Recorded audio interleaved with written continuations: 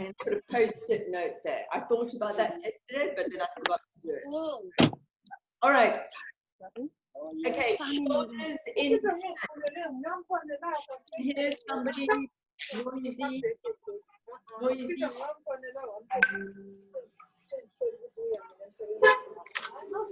Should everyone just mute? It's not, it's Janine, I'll mute her. There you go. so I'll unmute her in a bit. She's driving, so I think it's her. You don't have to, you can unmute yourself, it's fine. All right, so most of you said what is happening with the shoulders in plank. Emma, you're not allowed to answer. You just carry on working. Or eating. Protracting. Who's speaking for those? Protracting. So how are they protracted in plank?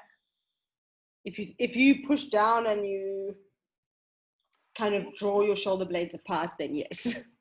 Okay, so that's the answer to the question, right? So can they also not be protracted in plank?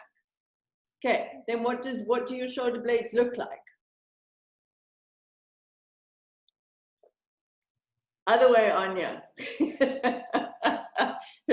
It's like Anya's doing this and Firdousa's doing this. It's really lovely. Okay, so it's what happens as we're going towards chaturanga? What's this, Claire? Sorry, I was like thinking the shoulder blades, like they lift and come together, so it's like your spine is dropping down between the shoulder blades as you drop down. Yes, that's a better explanation than this. So, I don't know what that means. So yes, so of course, so when we lower into plank, so we can do, sorry, chaturanga, we can do a plank that is a protracted, excessively protracted plank, or we can do a retracted plank. What's a neutral plank?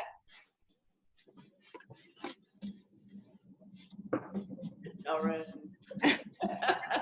So I've got, okay, so what's a neutral plank? Lauren. So it would be sort of in the middle of those two. So it would be, you wouldn't be activating and you wouldn't be dropping down. You'd kind of just be in the middle. So you just kind of be where you are without real activation of either protraction, pushing, as Firdous said, of the scapula, or retraction of the scapula. So why would we do one plank and why would we bring a protracted plank into our sequence specifically, or a retracted plank? Cara. Sorry, Lauren, you next. Protracted, for example, if we want to prepare for, let's say, something like crow or like arm balances where we want to push the floor away. Yes. So what particular arm balance would be the epitome, the kind of the best description of a protracted plank, using a protracted plank, a real one, as prep?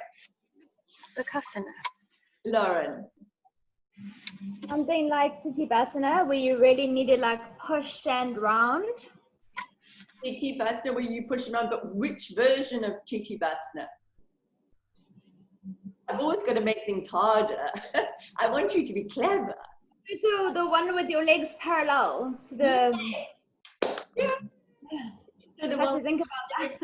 parallel, perfect. And then, look, guys, I really don't care if you get it right or you get it wrong or whatever. It's just to stimulate thought, you know, that's all it is about. So it's like, so what pose besides Titibasana, what other arm balance, if you drew a little drawing, is just the most beautiful protraction ever? Tego.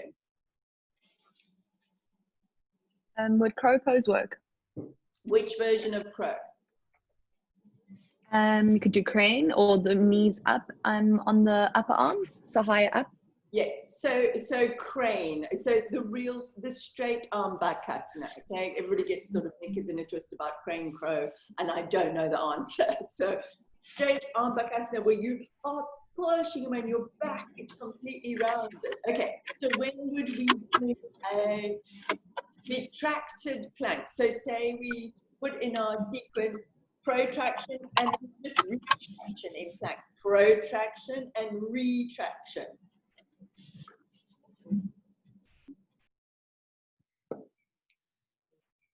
I'm just, it feels like, and now she's muted again. I didn't understand right now because there was some alien sound. When would we bring it just into our sequence? When would we bring the sensation of retraction, but without going into chaturanga? Laura. Sorry, Anya, just saw your hand up now. Can't hear you.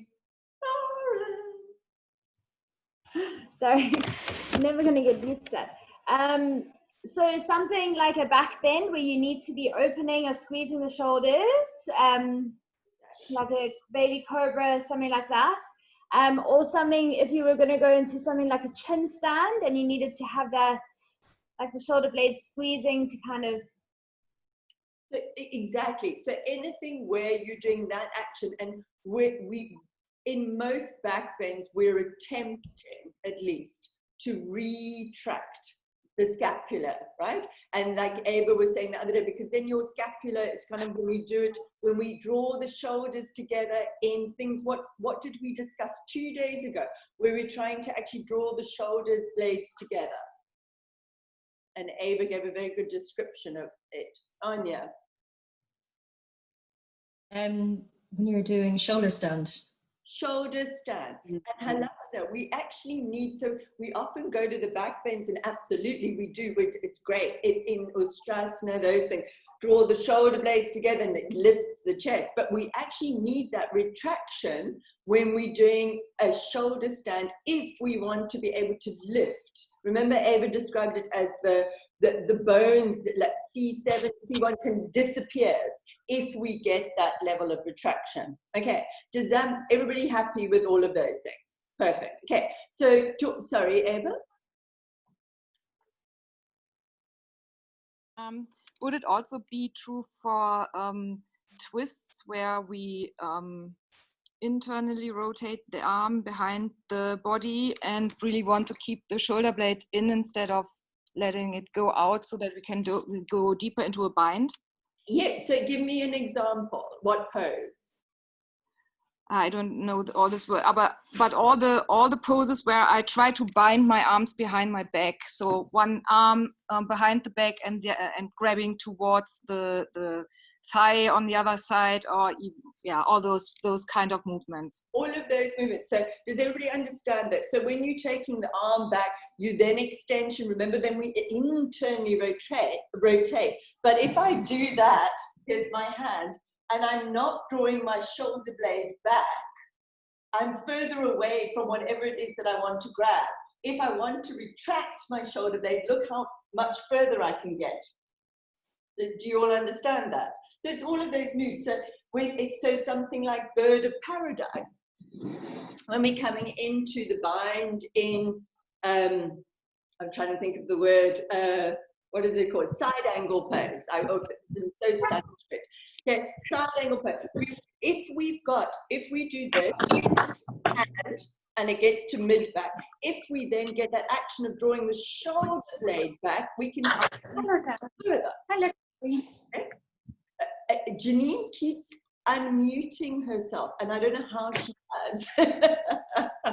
She's meant to ask to unmute, but she somehow manages it. I think something's happening. Anyway, okay, but does everybody understand that it's a really good example for those? Sorry, Catherine, I thought there was a bit of sun there. I just want to ask you, like here, so when I take my arm back, see how the head still, like, it doesn't want to go back. So are you saying retract the shoulder blade? Yes, retract. How to do any other way? But also, you know, a load of other things come into that as well. So stuff gets in the way, literally. So you remember in the slides, there's a pic. Oh, you know what? I think that's in the wrist extension. But when we do reverse prayer behind our back, right? Some people do reverse prayer, and their shoulders kind of, they're about here, and they can't go back. For it could be tight pecs, it can be because this bit is touching this bit, and there's just no room to maneuver, to move yourself back. Okay, so you're in internal rotation, the ability to do that, roll your shoulder blade back. If you're just all stuck here, it's it's really hard. You've got no room to move. So there's a lot of other stuff going on as well. And it can be pecs, but I think a lot of the time in that particular shape, stuff is getting in the way. Your arms can be shorter or wider. And so you saw how much room I've got there. There's like gallons of space for me to go in. So it's almost like you've got to figure it out for your body and for your student's body as well. Anya. I'm just wondering if so when you go to put your arm behind you, you can just put it behind you, but if you make the effort to externally rotate and then get it behind you. Internal rotation, okay? Remember, we do it, the best way of learning these things is to kind of do it yourself. So if we externally rotate, so everybody do this, drop your arm down at the side, externally as much as you can. So it's almost like your hand is going to the side or turning back, okay? Then take your arm back. You can see mine stops here, okay? About there, right? Doesn't go very far. If I start again, I internally rotate. Look how far back my arm goes. That makes sense? If I externally rotate, it jams here. Internally rotate, and this depends on your bones, right? It goes way further back. Then remember, we've been talking about this the whole way through this, where we're offering for ourselves and for our students a shape. We're saying to the people, here is a shape, and our shape, our bakasana, our bird of paradise, whatever, is determined by our joints, right? So every joint that we have in that particular area is going to work towards that pose. So if we take the bind, that's coming from our shoulders. So we're doing internal rotation, taking our shoulder back, but then we want more because we want to grab hold of something on this side. Then we can use our shoulder blade and draw it back and take it across. But we have to still look at our own proportions, okay? Our own proportions, our own width, and our own bones as well. Does it make sense? So, Anya, internal rotation. Happy with that? Okay? Internal rotation, and then you're drawing the shoulder blade back. Do it here like this, okay? Internally rotate, take your arm back. Everyone do it. I can see you, you have to do it. And then draw the shoulder blade back. Can you feel your arm goes further? Vedette's looking confused.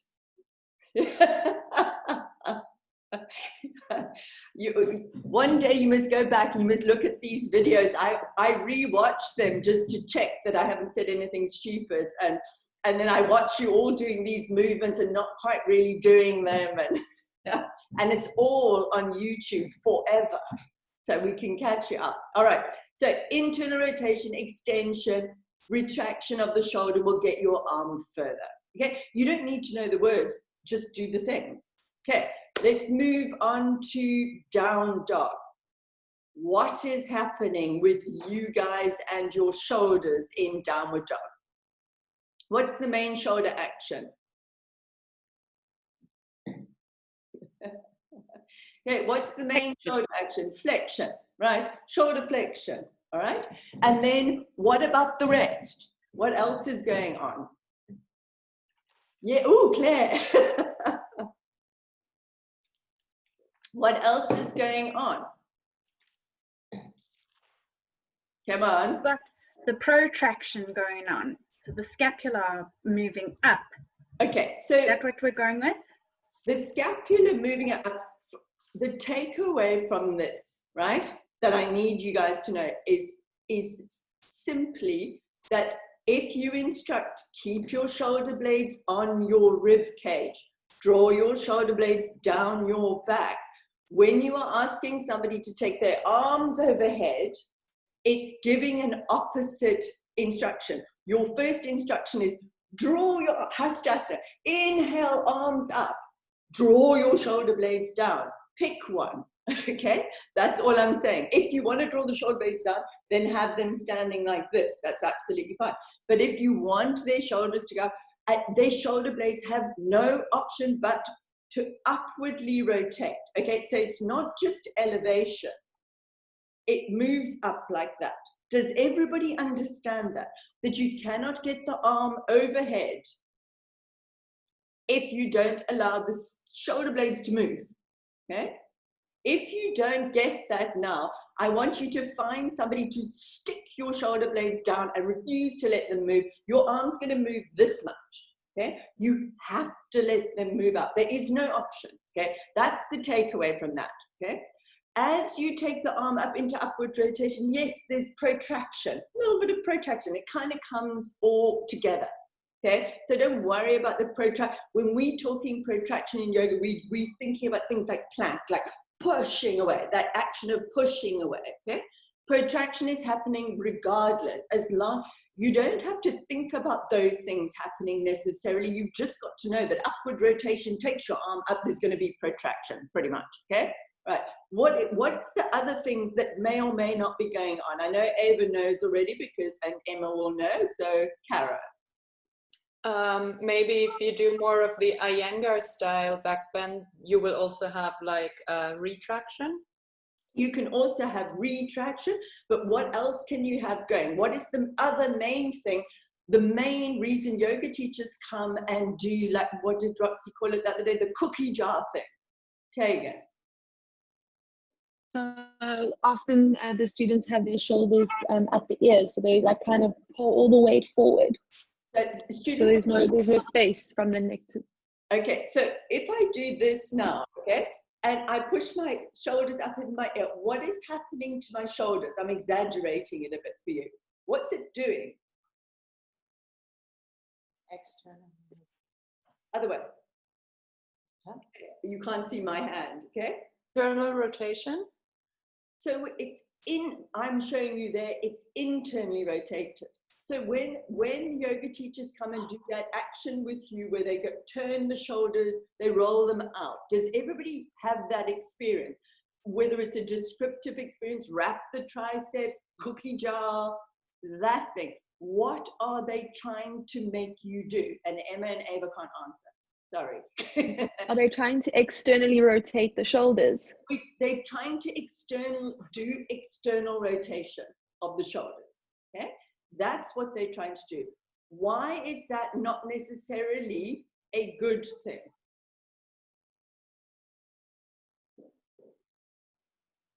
I can't tell if you're putting your arms up or Ava, you can answer because you've got your hand here. I can see you're answering. Oh, Taryn. Taryn, okay.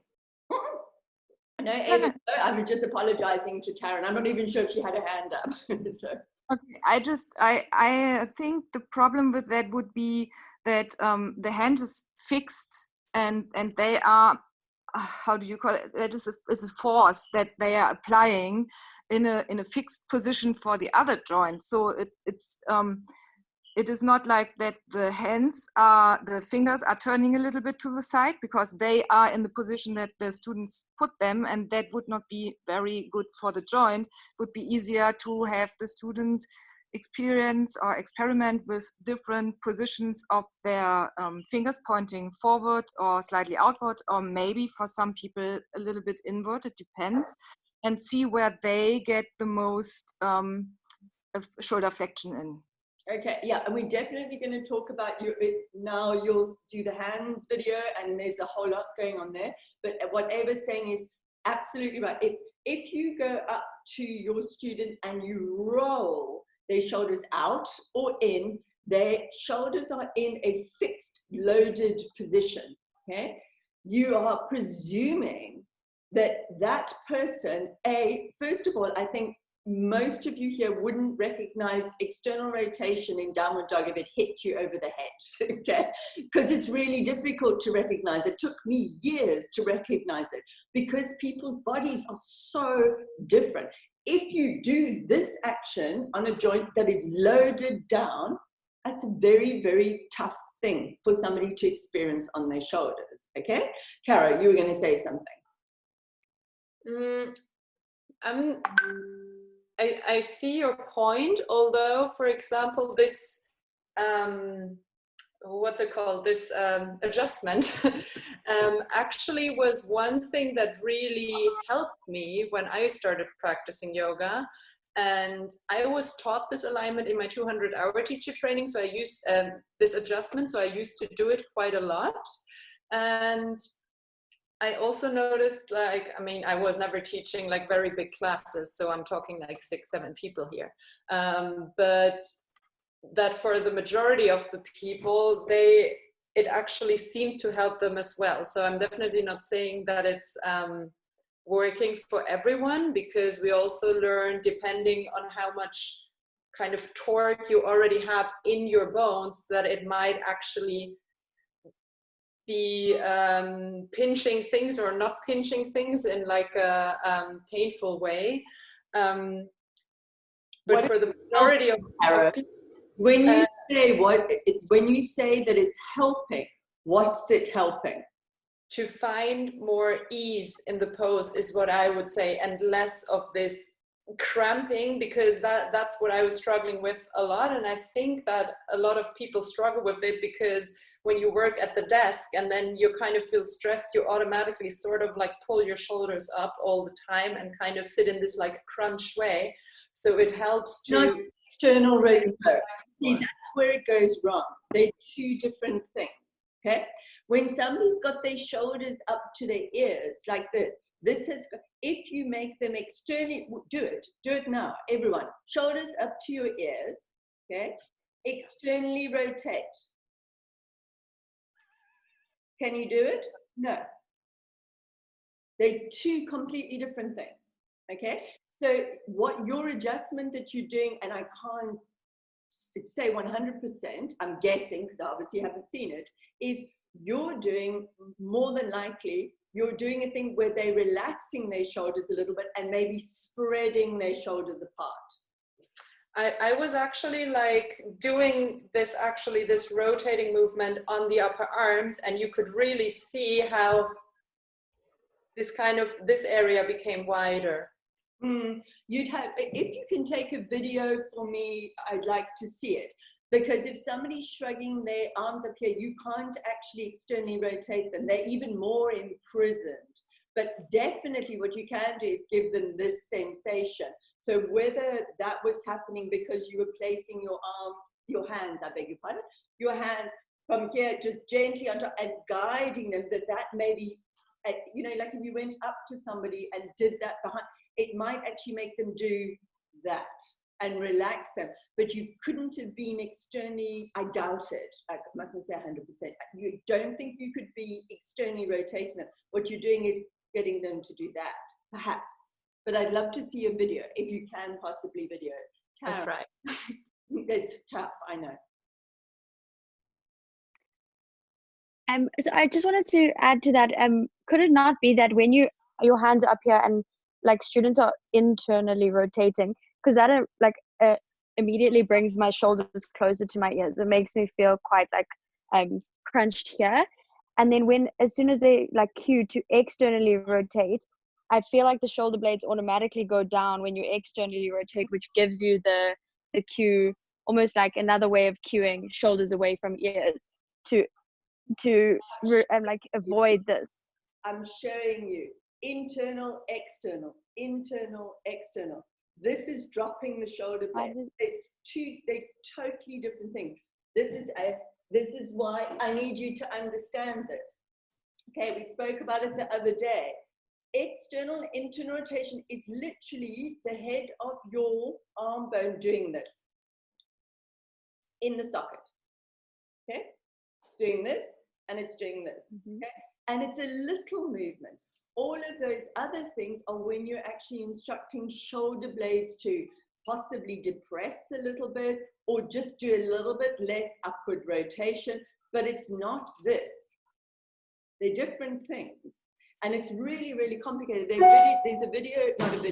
pictures in the slides of David Keel showing you what it looks like to literally draw the shoulder blades apart. The shoulder blades moving more towards abduction, not necessarily but protraction, how that spreads out. So if I do this, or I do this, or I can do this, or I can do this, but they're not external and internal rotation. Okay, the action of this, where it's difficult for me to show you, where you're actually drawing, you're doing the cookie jar thing, right? It's not just turning, it may turn the head of the arm bone, whether it does or doesn't, it doesn't really matter. What it is you're wrapping the shoulders a little bit more, okay? The shoulder blades, I should say. So you're creating much more of a width across their chest. They're very different things. They're not external rotation, okay? External rotation you can do up here or down here. It doesn't matter. You can do external rotation with your hand down at your side, okay? It's a much more spreading of the shoulder blades. But what I want you to explore is why. Why are we doing that?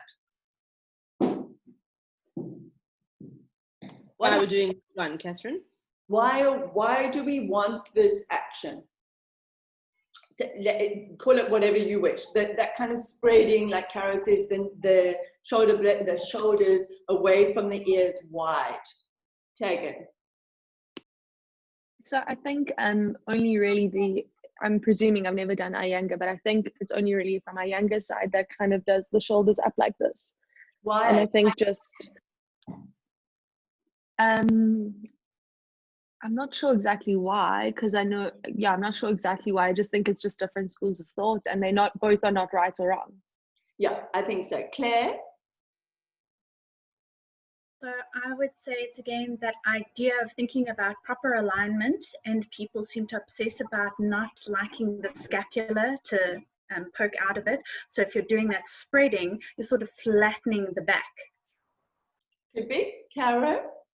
Maybe to increase flexion as well. That would be, what you mean, shoulders up or shoulders down?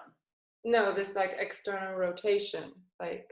Okay, so when we take our arm up like this, pretty much you are going to go into whatever you can go into in terms of external rotation or internal rotation. Otherwise, I'm doing this, it's internal rotation, external rotation, that's where I judge. That's anybody who's pretty much in a handstand or in a downward dog is in some degree of external rotation, except when you see, and especially those guys, you see them really rolled in like that. But the fact that their shoulders are up at their ears doesn't mean that they are in external rotation more than somebody else's. Do you understand? It's such a complicated thing. The theory around that is that external rotation, try it. Externally rotate your arm, just sitting here, okay? Like we're going into Hastasana, and take your arm up, okay? You're just taking your arm up, right? Okay, do you know if you're in external rotation? No, probably not. Only because you told us so at the beginning. My point is you probably don't know because our instruction would be turn the palms, Hastasana, turn the palms out, up you go, external rotation, okay? But we're not really doing anything, we're just in external rotation. Now do Hastasana, arms down your side, internally rotate, like it said, so your shoulders are rolling forward. Arm up. That's internal rotation up there. Okay, it's very different. No one's going to do that, except for people that are really stuck in an internal rotation. It's such a complex thing. My point is, it's so complex that you don't understand it now. So if we then go into classes and go, we're going to actively, externally rotate someone's shoulders, what I can do is I'm actually going to try and find a picture of a whole load of people in downward dog, and then I'm going to send it to you guys individually, and I'm going to ask you to tell me who's in external rotation and who's not, to a degree, okay? Because if you look at a downward dog from behind, like if you look at Roxy's or things like that, you see this crease in the shoulder. Okay, here's the thing. I don't know if you can see me because my things are... Can you see? Am I in internal or external rotation? Internal. Huh? Who answered? Internal. That's clear. Internal or external rotation? Internal. Internal. Who else? Anybody else got an answer? Because you see, and that's just with my arm up in the air, right? Not fixed on the ground. So Claire thinks I'm in internal rotation. And I would almost guarantee you that literally every single teacher except one thought that I'm in internal rotation. I'm not. I'm in real external rotation. And so teachers would come and go and fix me around, because you guys can't tell. What you can tell is that maybe like Caro says, for relaxation's sake, not relaxation, but ease, right? A feeling of ease. You want the shoulders maybe a bit wider, not so much of this action because of upper traps and things like this. But I can guarantee you, look, I'll refund you all of your course money if I can give you 10 people and you can tell me which one's an internal and which one's external, and not Emma and not Ava. So, okay. But my point is, you can't. You can't. You can though go, oh, you want to have ease in the shoulders and guide the person gently, not this action. Like, don't take their upper arms and switch them around. You can use your hands and spread, give them that action, and if that works for them, that's great. But if you're taking this in my arm, and whilst I've got all of my load and pushing, doing this, it's going to hurt me, which it does quite a lot when people do. Sorry, Cara, and then Ava. Yeah, I mean, I don't do this adjustment anymore. I hardly do any hands-ons anymore in general. But what I mean so yes, if we take our arms up like this, we automatically make this movement. But in down dog, I'm just going to step away, we basically come from this, taking the arms up. And then my shoulder flexion is like this.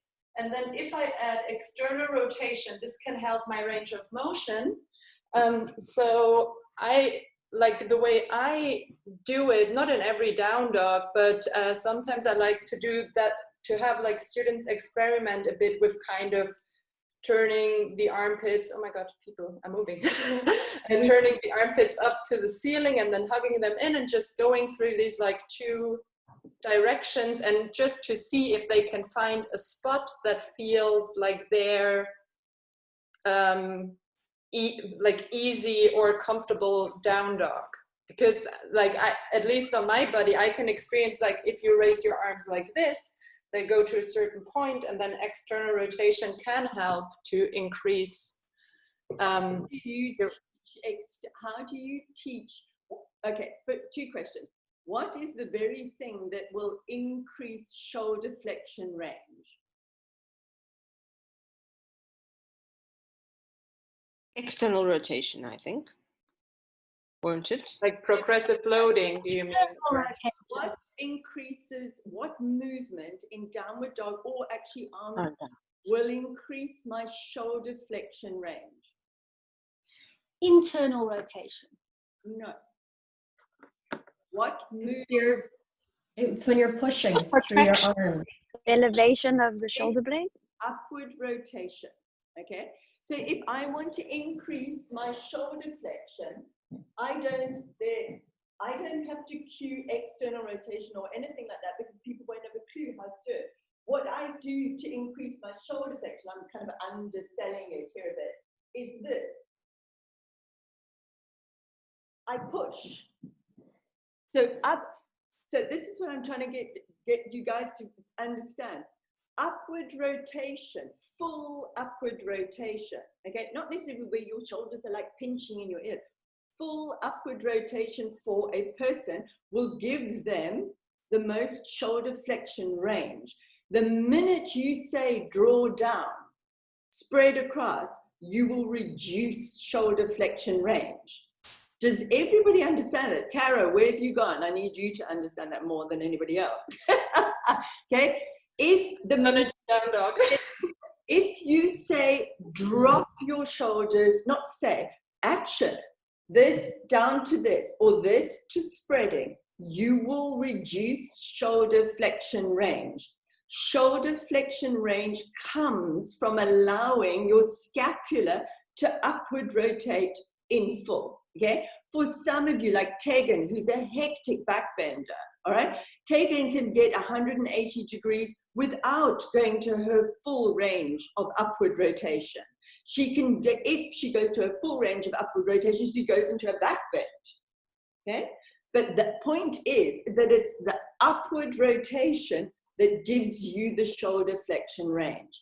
The minute you go, no, no, no, no, no, no, you can't have that, you will reduce shoulder flexion range. The minute you take your arm up, pretty much everybody's in external rotation anyway, to a degree, but also it's bone dependent.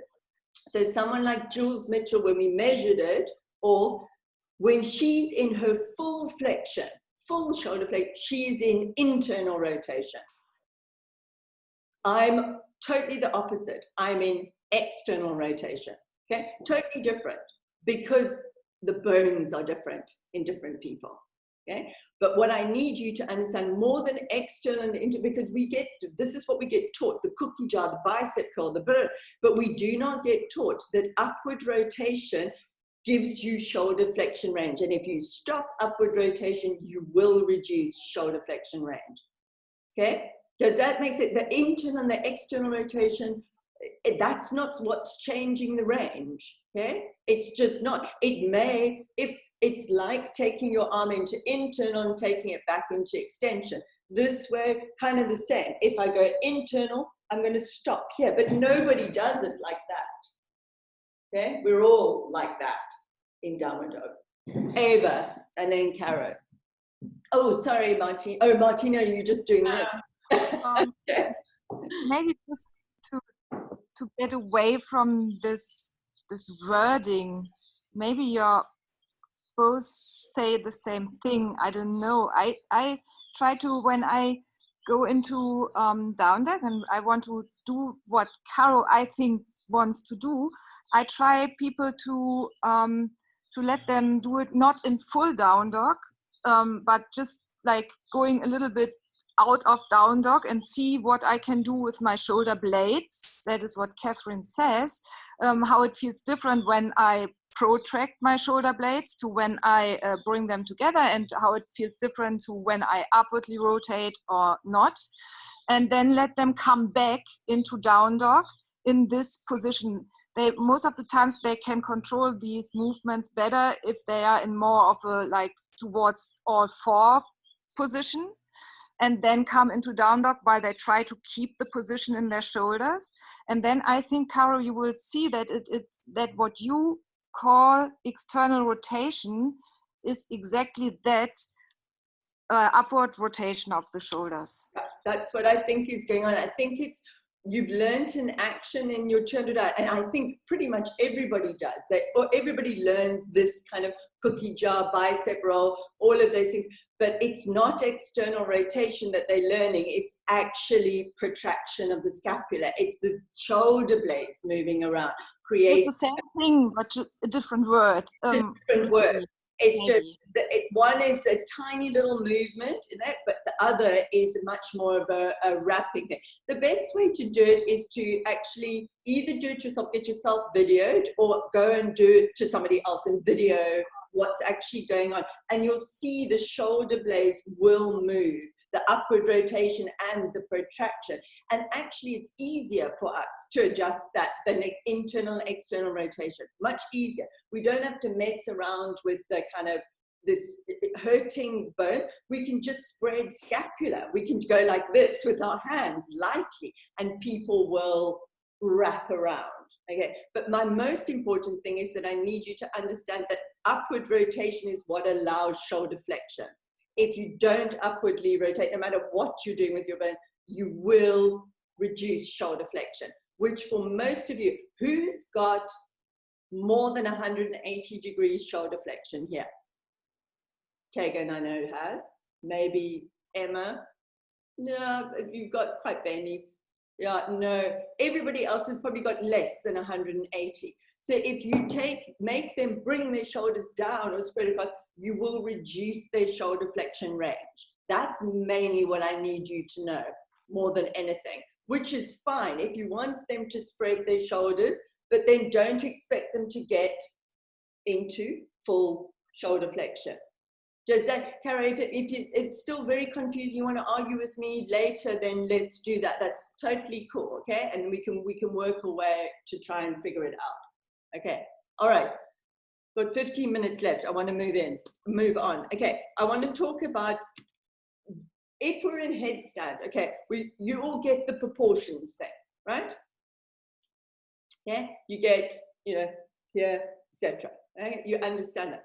What gets us into headstand if we're not kicking up?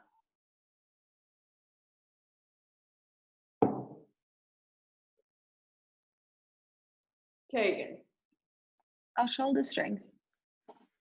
What shoulder strength? Because you've got shoulder strength in like loads of different ways.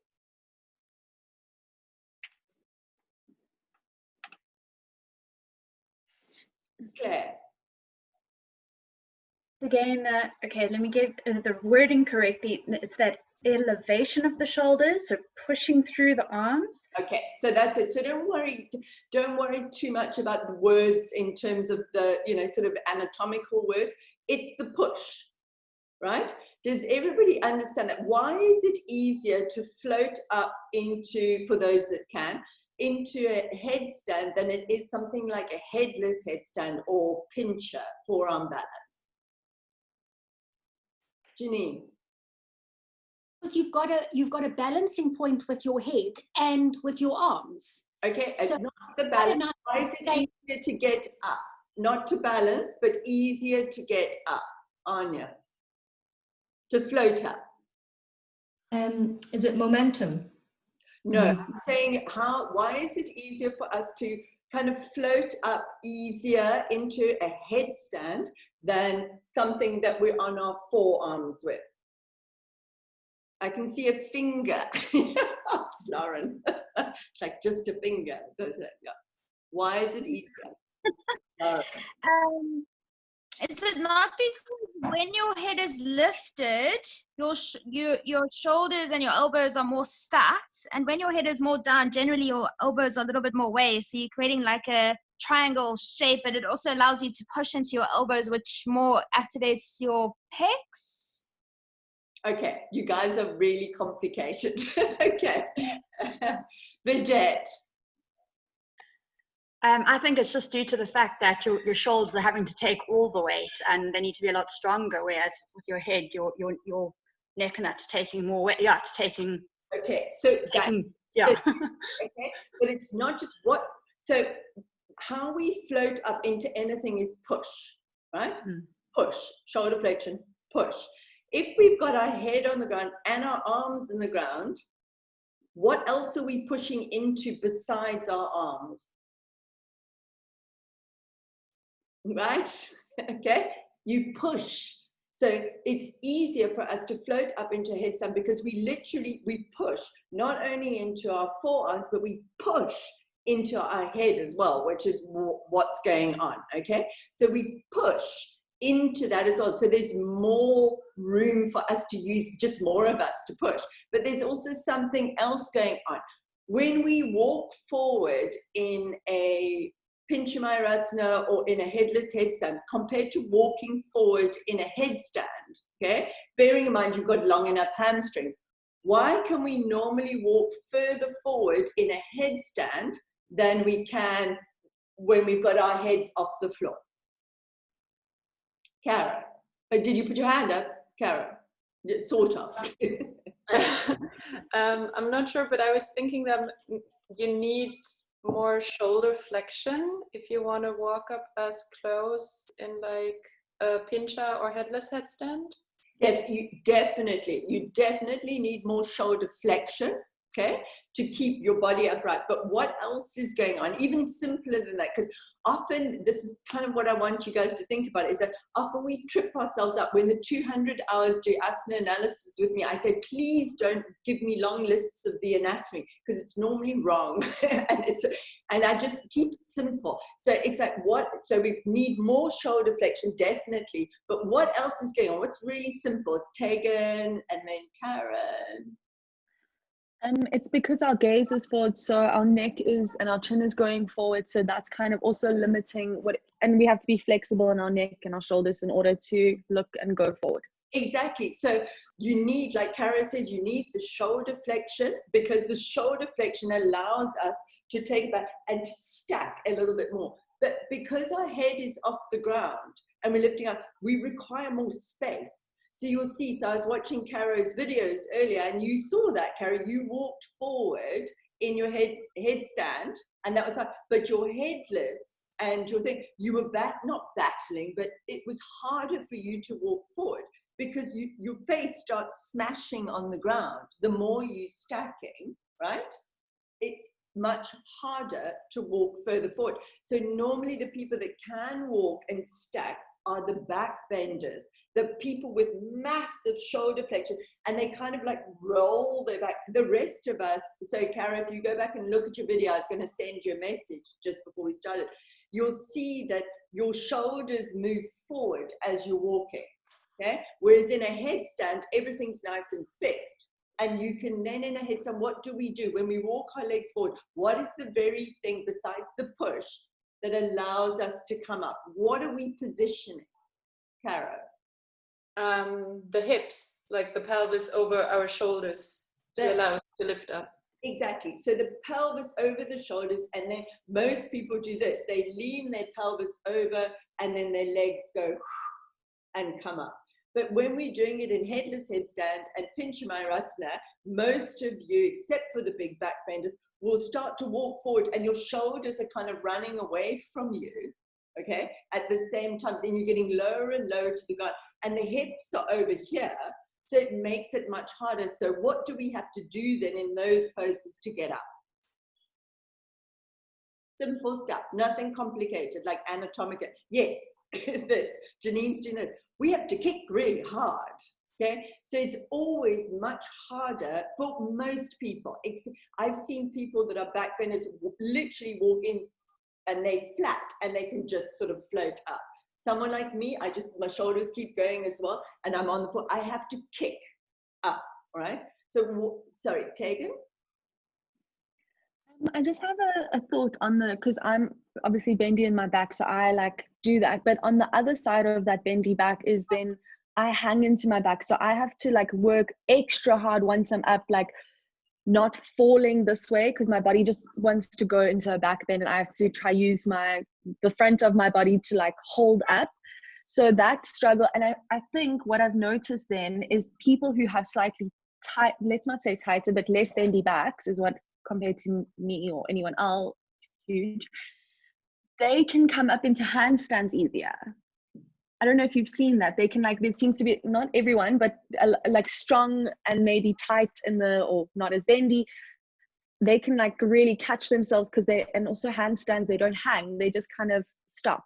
Yeah, so it works both ways. So let's keep it to pinch, but the handstand thing is absolutely right. So in Pincha Mayurasana or forearm balance, when Tegan does a balance, she's in, I'll actually put the videos on the group. Tegan compared to Cara, and I'm only using those examples because I'm like a Cara and there are not many Tegans in terms of the shape. So Tegan literally does a back bend in the position. So a little back bend, and she pushes her pelvis back. So that's how she finds balance. She stacks, I'll put it on the group and you'll see how different it is because of this enormous flexibility. And you know that we use our mobility. You generally go to the place that you're most mobile, you know, and if you this kind of snake in your back, you tend to go to that. So what I want to ask you, and Carrie, you can't answer because you probably looked at your own video. Somebody who's not got a bendy back, what shape is their pincher going to look like? And if they haven't got great shoulder flexion, like, you know, not great, massive shoulder flexion, what shape is it going to be in? Martina's doing a drawing. Like more banana-ish, right? More banana-ish. So they're going to be in this shape, okay? And this is, so now Tegan's able to balance. I'm going to put it on the group. She's in a back bend, so her bum is sticking back, doing a little bit of a back bend. She can hang out there quite nicely because she's using she's keeping the pelvis stacked over her shoulder. What happens to the person in a banana shape if they bring their legs on top of their shoulders? And Cara, you said yes, there's a lot of this going, okay. They fall out, right? Why?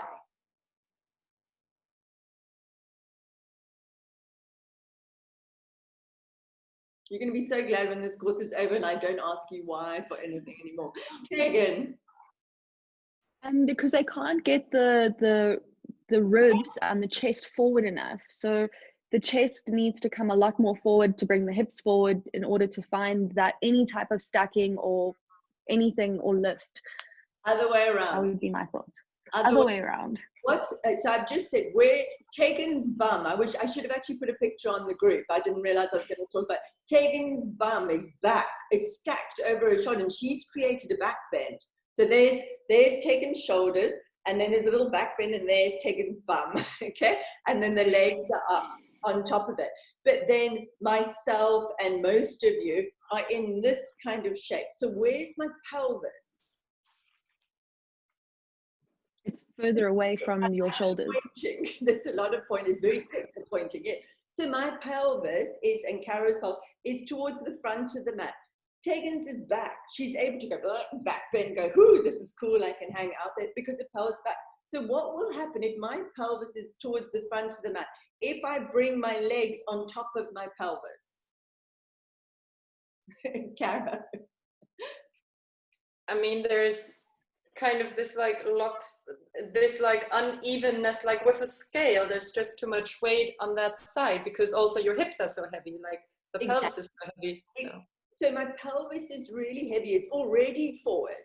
And then some stupid teacher is saying to me, bring your legs forward, you're doing too much of a back bend. All right, okay. And then I go, and I literally, this just happened to me for years and years and years until I figured it out, actually started being mildly intelligent about stuff. Okay, I'd take my legs forward because the teacher would say, bring your legs forward. It's really bad. Whatever you're doing, it's really bad. I'd bring my legs forward and then back, fall up every single time. And I couldn't work it up. So what do I have to do to be able to stay up there? Lauren and then Janine. So your need is almost, you need to bring your bum back. So you need to tuck your ribs in, bring your bum back, and then activate your hip flexors to bring your feet forward at the end once you've got your bum back. I agree within that is bum back. Okay, so the point is, why are my ribs flaring? Why would they be flaring in that pose? Janine? Is it not to do with the strength in the shoulders? No. So you're using... Mildly, because if I push more, I get more shoulder flexion. I just gave you a clue. Okay, why are my ribs forward? For Jess? Because you don't have such necessarily huge shoulder flexion. So then the more you try to lift up, the more this part will come out. Exactly. If I'm imprisoned like this, right, and I don't have huge shoulder flexion, I'm going to tight top on. There we go, like this, okay? My ribs have to do this. I have no choice, okay? What will happen if my ribs, if you come along, nasty Lauren teacher, and tell me that I must pull my ribs in? You'll fall, I guess, because you won't have as much in your shoulders. I'm going to put, because if I bring my ribs in, it's going to pull my pelvis even more towards the front of the mat, because that's what you want. I'm going to fall out.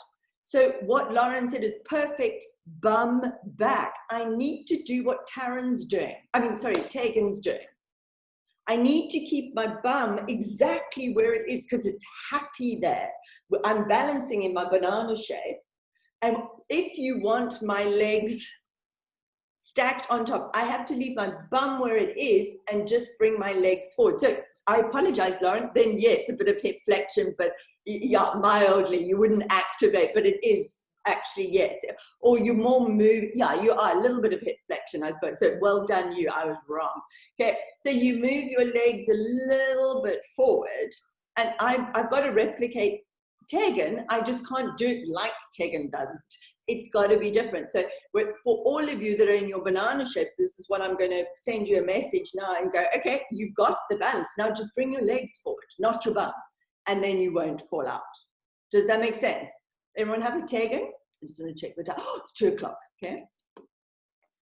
I just have one question. So I'm thinking now in mine, I'm drawing my ribs quite far forward because I'm trying to like not hang. But then should I have, and then, sorry, when I draw forward, I end up falling forward. So I'm not falling into a back bend because I don't, but I end up always falling forward out of the pose. I never fall backwards, feet on the mat. I'm always falling. So I think, is that because my ribs are coming too far in?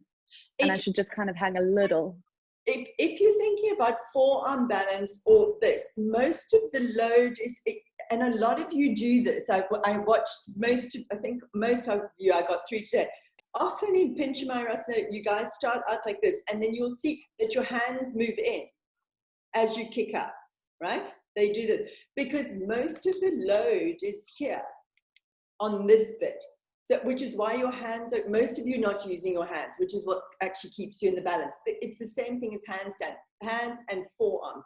But because you start adjusting your ribs, you're on quite a precarious point of a balance here. So the minute you mess around with your pelvis, what happens if I draw my ribs in? What happens to my pelvis? Just if I'm lying on the ground. It tucks in. It tucks in, and if you're upside down, if you draw your ribs in like this, it's going to pull it forward. And then because your balance is already just here, it's just not quite right. So for you, you'd have to do the same thing. Keep your bum back, adjust your legs, and then see where you can go subtly, because it's quite a precarious balance. And also to try with a block between your hands, I think is a really good thing for Pincha Mayurasana, because it gives you some sense of hand. Most of you don't use your hands at all, like not a time, they sort of like that, okay? They need to be really gripping. The only way I can balance is using my hands, okay? It's the only way. But do those adjustments. I'm going to send you messages individually. Does anybody have any quick questions? Or, I mean, I'm happy to carry on, but I know it's 2 o'clock and you guys are really, really busy. Any questions? You're all fine. If you've got problems with your yoga research, please get in touch with me. Don't leave it to the end, okay? Because we've got 1 week left, right? Okay. And any other questions? Just send me a message. And Caro, we can definitely explore this external rotation thing. It's worth an explore if you want to. It's up to you. Okay. All right. Okay, guys. Thank you very much. Bye. Janine, you look so cold. Everybody looks so cold. It's hot here. It is most definitely not hot. It really is where I am. It's baking. It's not hot. Bye. Bye. Thank you. Stop recording.